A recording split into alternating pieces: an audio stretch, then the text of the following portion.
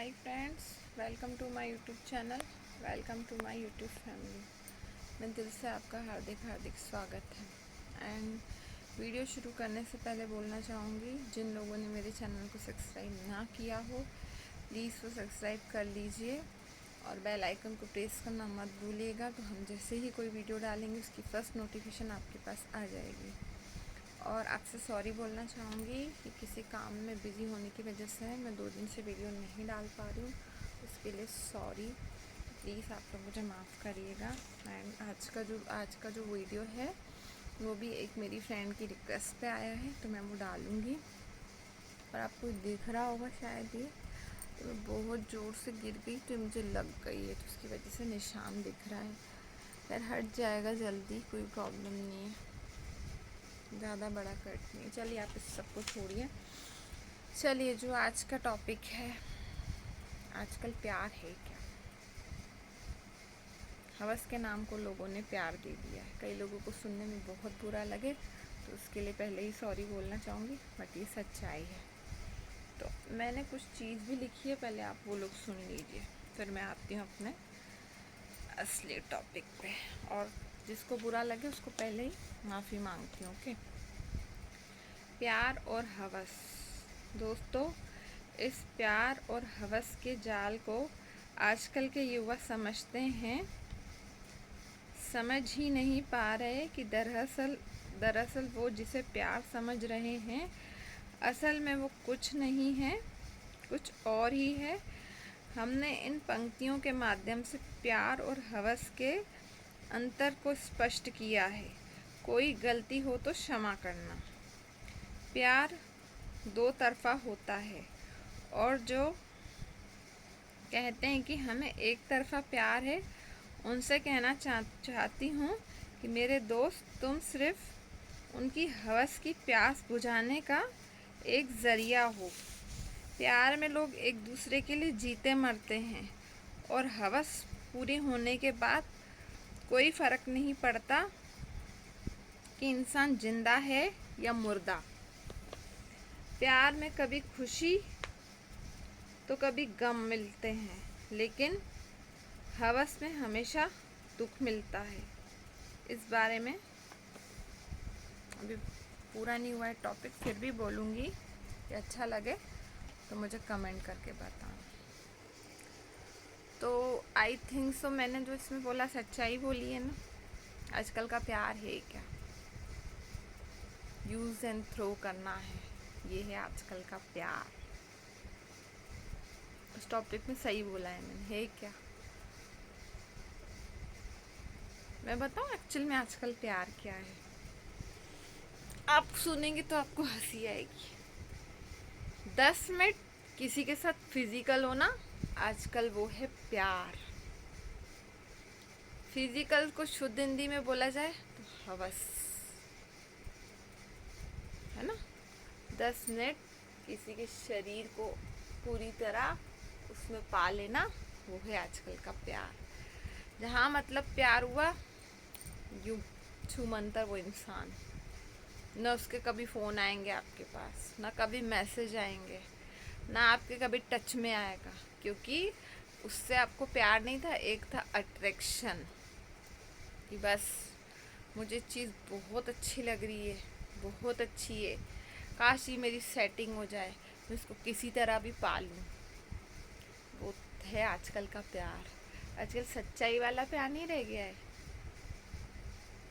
पर वो अपनी ज़रूरत के हिसाब से हमें यूज़ तो कर लेते हैं। वो ये सोचते हैं कि हमसे ये कनेक्ट हो जाएगा तो हमें भूलेगा किसी, नहीं सोचते ना। पर उन लोगों के लिए मैं कहना चाहूँगी, जो यूज़ करते हैं ना, जो प्यार को खेल समझते हैं ना, एक दिन उनको वो खुद खेल बन के रह जाएंगे।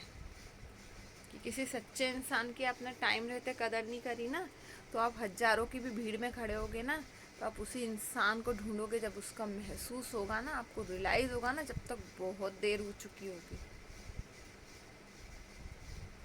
तो अपना शौक़ पूरा करने के लिए, अपने शरीर की नीड पूरी करने के लिए जब हम किसी को शिकार बनाते हैं ना, तो ध्यान रखना ये चीज़ आपके साथ भी हो सकती है।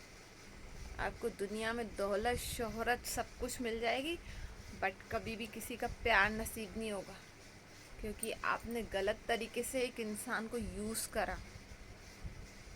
मुझे तो ये समझ में नहीं आता यार कि 10-10 साल का रिलेशन एक सेकंड में कैसे लोग तोड़ते हैं।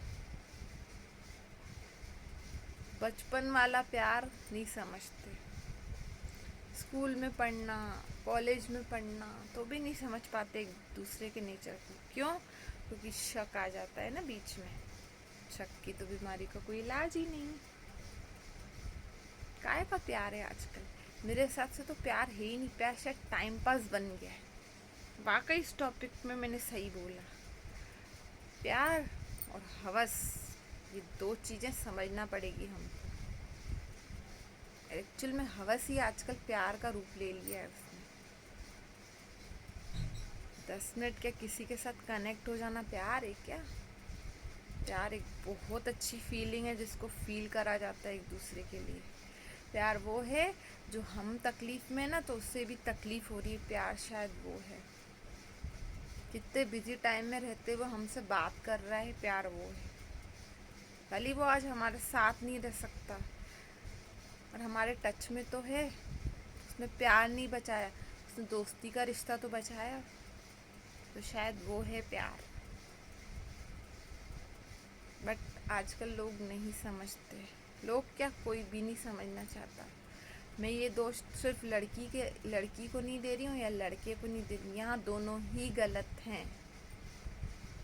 कभी भी एक 1% पर्सन जो हम अपनी लाइफ के लिए चूज़ करते हैं ना, बॉयफ्रेंड या हस्बैंड के रूप में या गर्लफ्रेंड या वाइफ के रूप में, तो बहुत सोच समझ के 1000 बार यहाँ से सोचो, यहाँ से मत सोचो, क्योंकि तो पागल है, दिल सही में पागल है।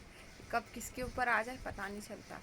बट यहाँ से सोचो, ये दिया है भगवान ने हमें कि हमें कहाँ सही डिसीजन लेना है। उसको परखो, देखो, उसके साथ एकदम जाके कनेक्ट होके अपने आप को सौंप मत दो। 1000 बार पहले सोचो। किसी भी इंसान को परखने के लिए यार 1 महीना बहुत है, आपको पता चल ही जाएगा। कई लोग बहुत पैतरे आजमाते हैं कि मैं इस लड़की से इसकी बात करा देता हूँ, जैसे कई लोगों की गर्लफ्रेंड, मैं इस लड़के से इसकी बात करा देता हूँ, कहीं शायद पट जाए, कहीं शायद कुछ हो जाए। तो वाकई उससे भी पता चल सकता है वो सही इंसान है कि नहीं है। कई लोग ऐसे भी करते हैं, क्या करें बेचारे, मजबूरी इतने रहते हैं, इसलिए वो पैतरे आजमाने पड़ते हैं उनको। तो यार खुद सही हो जाओ तो सामने वाला तुम्हें आजमा ही नहीं ना, तुम आजमाने का मौका तो खुद दे रहे हो ना। उसको शक करने के 100 रीज़न तो खुद दे रहे हो ना। हाँ, बेवजह बेजबरन किसी पे शक करना गलत है, नहीं करना चाहिए। अगर ऐसी किसी से बात कर ली तो ज़रूरी नहीं है कि वो उसके लिए गलत है। कोई दोस्त भी होते हैं यार, कोई काम के भी फ़ोन आ सकते हैं, काम के भी मैसेज होते हैं, तो एक बार उसको देखो, परखो। हाँ, जो लोग छुपाते हैं, चैटिंग फटाफट पढ़ के डिलीट कर दी, या कनेक्ट हो गए कहीं भी, फेसबुक जाके इंस्टा पे कनेक्ट हो गए, तो मैं बोलूँगी बिल्कुल वो आपके साथ चीट कर रहे हैं, वहाँ आप सही हो। बेजबरन, या मान लो सपोज किसी किसी को बहुत जेलस फील होता है, किसी किसी की गर्लफ्रेंड बहुत सुंदर है, उसको कमेंट करेंगे तो उसको बहुत जेलस फील हो। तो यार अगर वो अच्छी लगती है या उसकी पोस्ट अच्छी है तो उसको कमेंट करेगा तो आपको खुश होना चाहिए। हाँ, बकवास कमेंट कर रहा है तो बिल्कुल आपको गुस्सा होना चाहिए। पर अगर वो बकवास भी कर रहा है तो लड़की की तो गलती नहीं है ना, उसने तो नहीं बोला कि यार तू इसे भद्दे से कमेंट कर। तो कई बार हर जगह बेजबरन की लड़ाई होती है, समझ में नहीं आता। और कई जगह सही जगह पर भी होती है, बट वो समझ ही नहीं पाते, दोनों अपना रिश्ते को खो बैठते किसी लोगों की वजह से। तो यार लोग नहीं है हमारी ज़िंदगी का फैसला करने वाले, हम खुद हैं। तो हमें सोचने समझने की शक्ति दी है भगवान ने, तो बहुत सोचो, बहुत समझो, फिर किसको अपनी लाइफ में लेके आओ। नहीं तो मैं बोलती हूँ सिंगल रहना बेस्ट है यार। नहीं निभा पा रहे उसके साथ, फालतू में लगे कि हाँ यार इतने सालों के बाद रिश्ता तोड़ना पड़ जाए, तो इससे शादी करो ही नहीं, सिंगल ही रहो। ये निभाओ। मेरे हिसाब से हर रिश्ते को एक मौका मिलना चाहिए। बट अगर शादी भी नहीं करे तो हमारे माँ बाप का क्या होगा, उनके भी तो कुछ सपने हैं ना, तो हमें पूरे करने हैं ना। तो बहुत सोच समझ के करो, और जब करते हो तो उसको निभाने की ताकत रखो, उसको इतना प्यार, इतना टाइम, इतनी केयर दो कि वो किसी के पास जाए ही नहीं।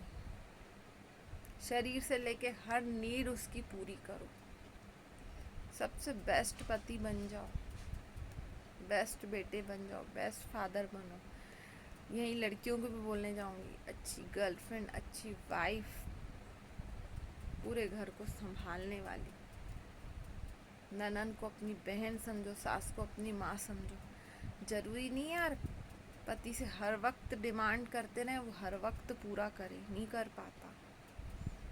हाँ, नहीं सुन रहा, कई जगह पे जहाँ नहीं करता तो गलत है, बट कई जगह नहीं कर पाता तो उनको काम का स्ट्रेस रहता है, तो वाइफ को समझना पड़ेगा। और ऐसा नहीं, वो आपकी ज़रूरत का ध्यान भी रखते हैं, ऐसा नहीं रखते हैं, वो आपको समझते भी हैं, बट टर्न आपकी भी होती है, आपको भी करना पड़ेगा। आपको भी ये फील करना पड़ेगा कि आखिर हमने कहाँ गलती करी, और एक्चुअल में इससे बेटर क्या तरीका हो सकता है जो मैं उसको प्यार दूँ, कैसे खुश रह सकती है मैं उसको खुश करूँ। ज़रूरी नहीं है कि यार एक वाइफ ही सोचे, हस्बैंड को भी सोचना चाहिए कि मैं क्या करूँ ऐसा, इस रिश्ते को सुंदर और बेस्ट कैसे बनाया जाए, तो क्या करूँ। दोनों तरफ से सोचना पड़ेगा यार, जैसे ताली एक तरह से नहीं बजती ना, दोनों साइड से ही बजती है ना, तो इसी प्यार भी एक तरफ नहीं होना चाहिए, प्यार भी दोनों तरफ से होना चाहिए, तभी तो परफेक्ट जोड़ी कहलाएगी। सोचिए, आप ऐसा प्यार करो कि लोग आपकी प्यार की मिसालें दें। ऐसा मत करो कि सोचे कि यार इसके जैसा प्यार तो मैं कभी जीवन में मुझे नसीब ना हो। एक स्टोरी सुनी थी मैंने, वो थोड़ी लॉन्ग है बट मुझे याद भी नहीं आ रही, पर मैं सुनाने की आपको कोशिश करती हूँ। वो काफ़ी टाइम पूरा, और मुझे अभी थोड़ी बहुत याद है, और आपसे रिक्वेस्ट है जैसी आए अब आप सुन लेना, प्यार के ऊपर ही याद आई। बहुत पुराने ज़माने की स्टोरी है, राजा महाराजाओं के टाइम की। एक राजा महाराजा रानी और राजा थे, है ना, और उनकी प्रजा थी। तो जैसे राजा महाराजाओं के किले रहते हैं ना, वो किले पे खड़े रहते थे, और जैसे पहले तो मशालें चलती थी, तो सबकी टाइम से मशालें बुझा देते थे, केवल एक ही घर ऐसा था जिसमें मशाल जलती हुई दिखती थी, और उन लोगों के प्यार के चर्चे पूरे, मतलब वहाँ का जो था ना, जहाँ वो रहते थे राजा महाराजा, पूरी समझ लो कॉलोनी नाम दूँगी मैं, कि कॉलोनी में फेमस था, वहाँ के राज्य में उनका प्यार फेमस था कि बहुत प्यार करते, ट्रू लव। तो एक दिन हुआ ऐसे ही, राजा महाराजा को, रानी और राजा को हुआ कि अब हम इनकी एक छोटी सी एग्जाम्पल, मतलब एक इनका एग्ज़ाम लेंगे, परीक्षा लेंगे, इसमें पास होते हैं कि फेल। तो रानी ने राजा से पूछा क्या करें, तो राजा ने बोला मेरे पास एक प्लान है, अपन एक प्लान बनाते, उसमें इनको बोलते हैं। तो दोनों ने अलग अलग तरीके के पैतरे आजमाए। तो राजा ने उसको बुलाया, लड़के को बोला कि मैं ना तेरे नाम पूरा राज्य कर दूंगा, तो अपनी वाइफ को मार दे। तो उसने बोला पूरा राज्य क्या, पूरे 10 राज्य भी कर दो, बट मैं अपनी वाइफ को नहीं मारूंगा, मैं अपनी पत्नी से बहुत प्यार करता हूँ। वहीं रानी ने उसको बुलाया, लड़की को बोला कि मैं तेरे नाम सब गहने और सब कुछ, राज्य पाठ सब तेरे नाम कर दूंगी, तो अपने पति को मार डालना। उसने बोला ठीक है, मैं आप इसको स्वीकार करती हूँ, और है ना, आपको अगर 8 बजे के बाद मशाल जलती हुई दिखे तो आप समझ जाना मैं नहीं कर पाई, और 8 बजे से पहले मिले तो समझ जाना मैंने कर दिया। तो उसने वो राजा को बात बताई जाके, तो राजा ने बोला ये तो बहुत गलत बात है यार, लड़का तो बहुत ट्रू लव करता है, लड़की नहीं करती, ऐसा कैसे इनके प्यार की मिसालें देते हैं। फिर हुआ क्या, राजा ने पहरेदार लगाए कि उस लड़के को हमें बचाना है, लड़की तो उसका खेल, मतलब खेल कर देगी। तो हुआ क्या, राजा ने सब पहरे लगाए थे सब कुछ, फिर भी चूक हो गई, और वो फांसी पे उसने अपने पति को लटका दिया, मर गए। तो लड़का मर गया, तो राजा का देख के बहुत दिमाग खराब हुआ। हर औरत जात से वो नफरत करने लग गया। उसको लगा शायद हर औरत बेवफा होती है। तो उसने अपने मंत्री को ऑर्डर दिए कि जितनी भी औरतें दिखे ना, तुम उनके गले काट देना। एक भी औरत मुझे मेरे राज्य में नहीं दिखनी चाहिए। ये सुनकर वो जो मंत्री था, मंत्री के भी पुराने ज़माने के मंत्री, यानी किसी ज़माने में वो भी इस राजा के जो फादर थे वो उसके मंत्री थे, तो उसको जाके बताई उसने। बोला ये ऐसे से कर रहे तो मैं ये पाप कैसे करूं। तो उस मंत्री ने बोला बेटा एक काम कर। जो यंग मंत्री था उसको बोला तू छुप जा, मैं संभाल लूँगा राजा को। तो छुप गया मंत्री नया वाला जो था, पुराने मंत्री को बोला। तो उसने क्या करा, वो मंत्री नया वाला छुप गया। पुराने मंत्री ने राजा के सामने बोला, पुराने मंत्री के सामने बोलता है अरे आप कहाँ, आप इतने टाइम बाद आप कैसे मुझे मिल गए, आपको हमारी याद कैसे आ गई। तो उसने बोला कि जनाब हम आपके आपके मतलब जो फादर थे उनकी प्रजा के मंत्री हम भी थे। तो हमें हमें हुआ कि हम आपसे मिल लें, और जब हमें आपसे मिलने का आदेश हुआ तो हमने बहुत अनोखी बात सुनी। हमने सुना आप क्यों कर रहे। तो उन्होंने बोला कि ये ना ऐसी ऐसी बात है, तो मेरी हर स्त्री पे मुझे बहुत, हर स्त्री धोखेबाज है। तो उसने बोला बेटा ऐसा नहीं है, आज मैं तुम्हें हमारे हमारे ज़माने की बात बताता हूँ। तो उन्होंने बोला बताइए। बोला हमारे ज़माने में भी एक स्टोरी हुई थी कि जब हम किसी अब राजा साहब के साथ कहीं जंगल में जा रहे थे, तो वहाँ पे उस टाइम डाकू हमें उठा के ले गए। तो डाकू उठा के ले गए तो उसमें से एक डाकू ने मुंह ढका हुआ था, वो मुझे उठा के ले गया। और तुम्हारा फादर जो राजा साहब थे वो हमें बचा नहीं पाए, फिर भी वो हमें उठा के ले गए। तो वो हमें ले गए तो वहाँ हमारे साथ एक घटना हुई कि वो डाकू जो था एक कब्र खोद रहा था। उसने 2 कब्रें खुदवाई, खुद भी खोद रहा था, मैं भी। तो उसने सोचा आज तो समझो मैं जान से जाऊंगा। एक एक कब्र में ये खुद शायद दफन होगा, एक कब्र में मुझे करेगा। तो हुआ कि जब उसने कब्र खुदवा दी और उसने चेहरे से वो नकाब हटाया तो हैरान हुआ। बोला अरे तुम तो एक स्त्री हो, क्यों कर रही हो ऐसा। तो उसने बोला एक इसके पीछे बहुत बड़ा कारण है। किसी राजा की साजिश की वजह से आज मेरे पति की किसी ने गर्दन उड़ा दी। उस वाले दूसरा राज्य होगा, उस वाले राजा की बात कर रही थी। तो उसका पति तो मर गया, वो करती थी अपने पति से सच्चा प्यार। तो हुआ क्या कि उसने बोला कि ये सरकटी लाश है। सरकटी लाश आप बिलीव नहीं करेंगे किसकी थी। जिस राजा ने सर उड़वाया था ना उसके पति का, उसका सर अलग करके वो लाश को ले आई। बोला अब मुझे इसमें दफनाना है इसको। बोला इसके पास में ही जो दूसरी कब्र है ना, उसके पास में मेरे पति की कब्र है। तो मैं मेरे पति के साथ जी तो नहीं पाई, बट मैं मेरे पति के साथ यहाँ दफन होंगी और इंतज़ार करूँगी कि भगवान मुझे जब जन्म दे मैं मेरे पति के साथ जन्म लूँ। तो मुझे जीना ही नहीं है, क्योंकि मैं उससे बहुत प्यार करती थी, सच्चा प्यार। अब उसके अलावा मैं किसी को स्वीकारूंगी नहीं। तो हुआ ये, उसने अपनी देखते देखते उस मंत्री के सामने उसने अपनी गर्दन काट दी और बोला मेरी ये इच्छा है, जिस तरह मरने वाले की इच्छा पूरी करते हैं ना, आप मेरे पति की पास की कब्र में मुझे दफनाना। तो उसके हिसाब से जो उन्होंने वादा किया था दफनाया। फिर राजा साहब का जो बेटा था, राजा अभी वाली राजा जिसकी स्टोरी चल रही, उसको मंत्री ने स्टोरी बताई। तो बोला बेटा वो भी एक स्त्री थी, ये भी एक स्त्री थी। तो हर एक स्त्री कलंकनी नहीं होती, हर एक स्त्री बेवफा नहीं होती। उसने भी उससे सच्चा प्यार किया था। तो इस स्त्री में और उस स्त्री में फ़र्क है। तो तुम एक स्त्री की वजह से पूरी पूरी नारी समाज को क्यों गाली दे रहे हो और उनके साथ ये कौन सा सलूक कर रहे हो कि गर्दनें उड़ा दो। कहाँ की समझदारी, कहाँ का इंसाफ है। तो बेटा जिस तरह उसने बोला ये उंगलियां बराबर नहीं होती ना, ऐसे हर स्त्री भी बेवफा नहीं होती, हर स्त्री भी एक दूसरे को धोखा नहीं देती। तो आज इस दुनिया में कहीं ना कहीं सच्चा प्यार है। जिस तरह मैंने आपको बताया कि हवस और प्यार में क्या अंतर है, इस तरह उस पुराने मंत्री ने राजा साहब की स्टोरी के सामने अपने जो उनके राजा थे, अभी वाले जो राजा थे, उनको समझाया तो उनको गलतियों से बचाया, नहीं तो आज उनसे भी गलती हुई होती। तो इस तरह हर स्त्री या हर औरत गलत नहीं है, कई जगह अच्छी भी है। ऐसी हर जगह लड़का या एक पति गलत नहीं, वो कई जगह सही भी है, कई जगह हम भी गलत होते हैं। हमें ऐसे खुद के गिरेबान में झांक के देखना चाहिए कि हमने कितने अवगुण हैं, हमने कितनी बुराइयाँ हैं, तो हम उसको सुधार सकें। और कई लोगों को बहुत ईगो रहता है, बोलते हैं हम नहीं झुकेंगे।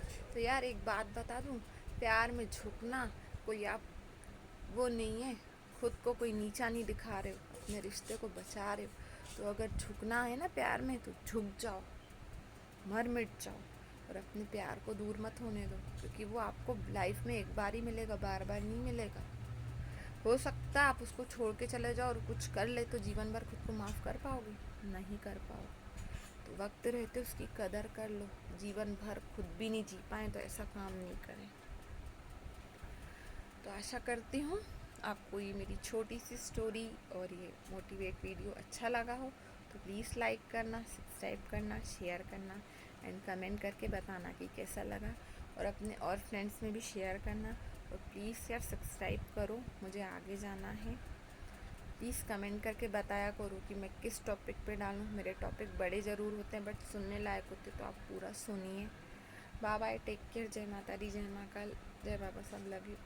ध्यान रखिए अपना और अपनी फैमिली का, और जितना हो सके सबको खुशियाँ दीजिए, किसी का दिल दुखाना बंद करिए। और किसी को मदद की ज़रूरत है, अगर आपके पास थोड़े पैसे हैं तो उसकी हेल्प ज़रूर करिए।